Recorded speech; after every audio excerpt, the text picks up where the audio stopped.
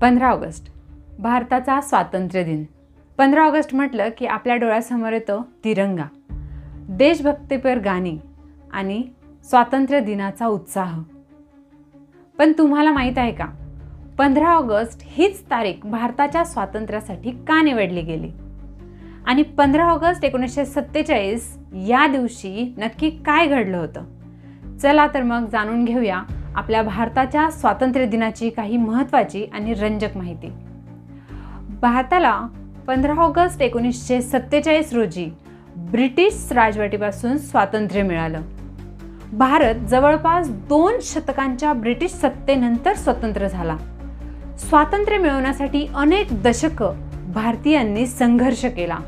असहकार आंदोलन, सविनय कायदेभंग आंदोलन आणि भारत छोडो आंदोलन यांसारख्या आंदोलनांनी स्वातंत्र्याच्या लढ्याला मोठी दिशा दिली.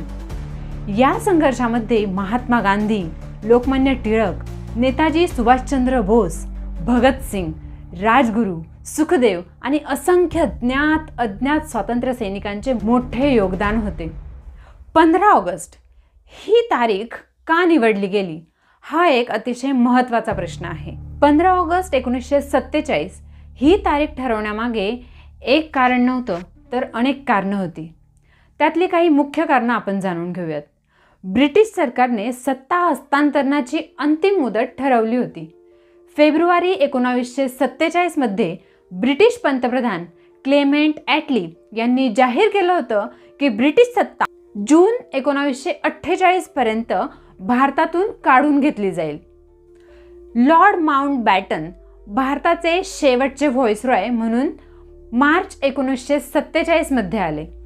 त्यांनी परिस्थितीचा आढावा घेतल्यानंतर सत्ता हस्तांतरण लवकरात लवकर करण्याचा निर्णय घेतला, कारण देशात राजकीय तणाव आणि हिंसाचार वाढत चालला होता. माउंटबॅटन यांनी 15 ऑगस्ट 1947 ही तारीख निवडली. यामुळे जून 1948च्या अंतिम मुदतीच्या जवळपास 10 महिने आधीच सत्ता हस्तांतरण झालं. 15 ऑगस्टचा माउंटबॅटन यांच्याशी वैयक्तिक लष्करी संबंध होता. 15 ऑगस्ट 1945 रोजी जपानने शरणागतीची घोषणा केली होती.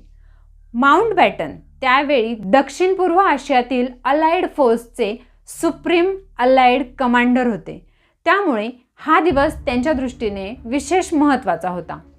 त्यामुळे भारताला 15 ऑगस्टलाच स्वातंत्र्य का मिळालं यामागे ब्रिटिश सत्ता लवकर हस्तांतरित करण्याचा निर्णय, भारतातील बिघडलेली राजकीय परिस्थिती आणि लॉर्ड माउंटबॅटन यांनी निवडलेली तारीख ही प्रमुख कारणं होती.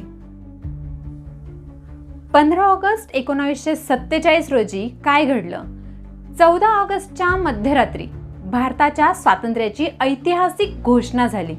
पंडित जवाहरलाल नेहरू यांनी ट्रिस्ट विथ डेस्टिनी हे प्रसिद्ध भाषण दिले आणि 15 ऑगस्ट 1947 रोजी भारत स्वतंत्र राष्ट्र बनला. पंडित जवाहरलाल नेहरू हे स्वतंत्र भारताचे पहिले पंतप्रधान झाले. त्यांनी दिल्लीतील लाल किल्ल्यावर राष्ट्रध्वज फडकावला आणि तेव्हापासून लाल किल्ल्यावर पंतप्रधानांकडून ध्वजारोहण करण्याची परंपरा सुरू झाली.